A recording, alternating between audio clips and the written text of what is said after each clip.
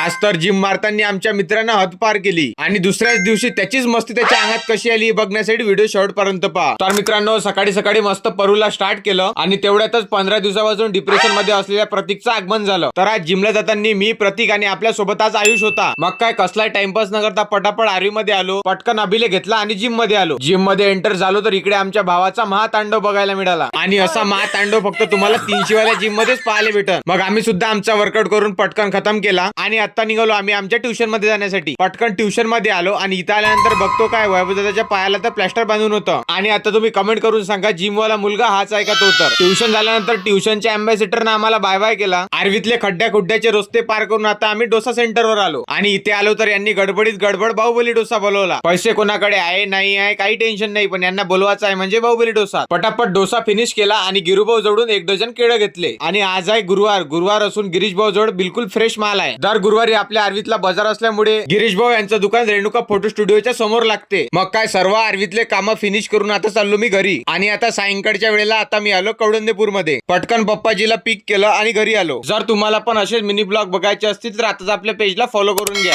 आज के लिए बस इतना ही, आगे का अगले पार्ट में.